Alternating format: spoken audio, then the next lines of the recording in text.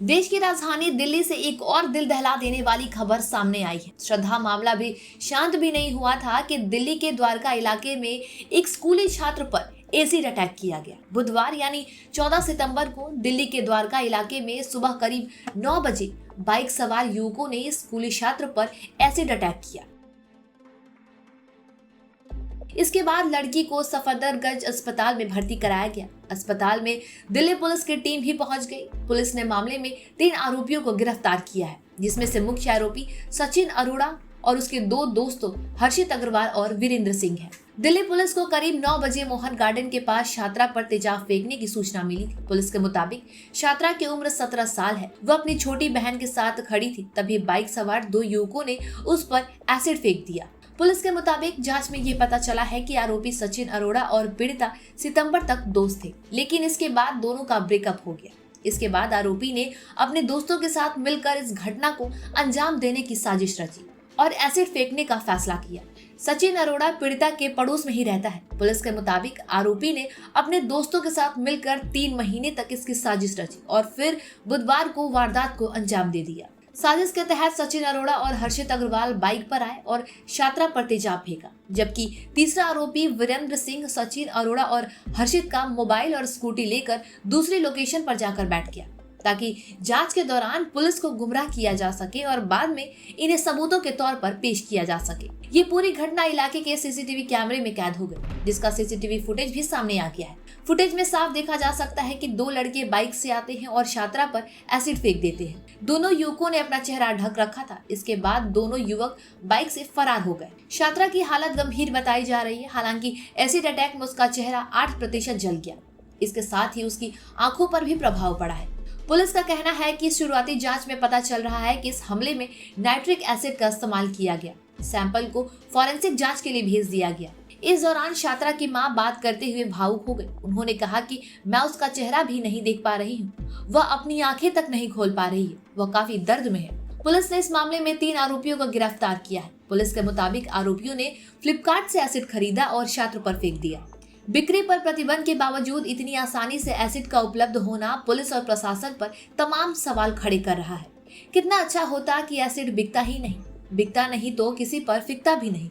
ये डायलॉग बॉलीवुड अभिनेत्री दीपिका पादुकोण की फिल्म छपाक का है। फिल्म में acid attack survivor Lakshmi Agarwal की कहानी को बयां किया गया है। आज फिर लक्ष्मी की कहानी को दोहराया जा रहा है। लक्ष्मी पर 2005 में एसिड फेंका गया था। इस घटना को करीब 17 साल हो गए, लेकिन दीपिका के फिल्म का ये डायलॉग दिल्ली के द्वारका में हुए स्कूली छात्र पर एसिड अटैक की घटना पर एकदम फिट बैठता है। ये खबर आने के बाद बॉलीवुड एक्ट्रेस कंगना रनौत ने सोशल मीडिया पर एक पोस्ट किया है। कंगना रनौत ने पोस्ट सोशल मीडिया पर वायरल हो रहा है। कंगना भी उस दर्द से गुजर रही है जो उनकी बहन रंगोली चंदेल ने 16 साल पहले झेला था। कंगना ने इंस्टा स्टेटस पर लिखा, जब मैं टीनेजर थी तब मेरी बहन रंगोली चंदेल पर रोड साइड रोमियो ने एसिड से हमला किया था। उसे 52 सर्जरी, अनगिनत मानसिक और फिजिकल ट्रॉमा से गुजरना पड़ा था। हमारी फैमिली बर्बाद हो गई थी।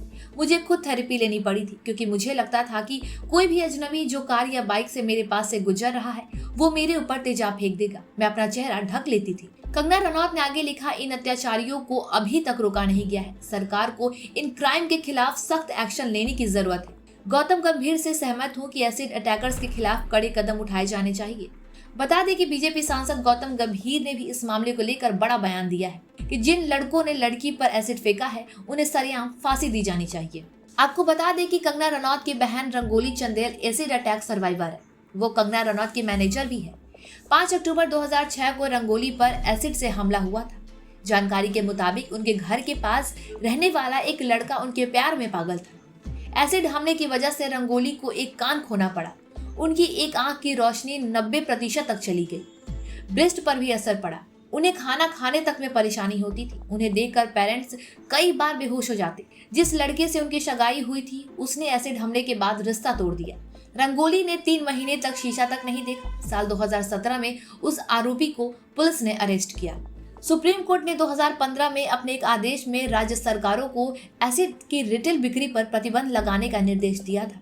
कोर्ट ने केंद्र सरकार को यह भी कहा था कि यह सुनिश्चित किया जाए कि एसिड की खुले बाजार में बिक्री ना हो। दिल्ली में भी बिना लाइसेंस एसिड की बिक्री नहीं की जा सकती। इतना ही नहीं, इसे खरीदार को भी अपने पहचान देनी होती है। इसी की जांच के लिए 2016 में दिल्ली महिला आयोग ने अपनी एक टीम ग्राउंड में भेजी और यह पता लगाने की कोशिश की कि एसिड खरीदने के लिए बनाए गए ये नियम प्रभावी भी है या नहीं।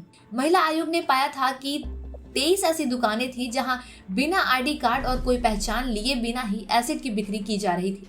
बाद में महिला आयोग ने दिल्ली सरकार से इस पर एक्शन लेने का अनुरोध किया था, जिसकी जांच की जिम्मेदारी एसडीएम की होती है और वो नियम तोड़ने वालों पर 50,000 रुपए का फाइन भी लगा सकते हैं। मीडिया रिपोर्ट के मुताबिक 2017 से इस संबंध में बहुत कम ही इंस्पेक्शन और रेड्स हुए हैं। रिपोर्ट में बताया गया है कि 2017 से SDM east, north, new Delhi, north Delhi और शाहदरा में नियम तोड़ने वालों पर कोई जुर्माना नहीं लगाया गया। हालांकि पिछले 6 सालों में पश्चिम दिल्ली में 9,90,000 रुपए जुर्माना लगाया गया था। नॉर्थ वेस्ट दिल्ली में 20,000 रुपए जुर्माने लगाए गए। हालांकि 36,05,000 रुपए जुर्माने की रकम का तेजाब हमले के विक्टिम के रिहेबिलिटेशन पर कोई खर्च नहीं किया गया। राज्यसभा में दिए गए डेटा से पता चलता है कि साल 2018 से 2021 के बीच दिल्ली में तेजाब हमले के 32 मामले दर्ज किए गए।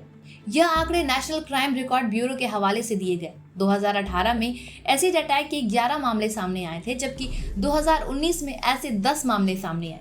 लेकिन 2020 में कोरोना महामारी के दौरान ऐसे मामले गिरकर 2 पर आ गए थे। हालांकि दिए गए आधिकारिक आंकड़ों से पता चलता है कि 2021 में एसिड अटैक के मामले बढ़कर 9 हो गए।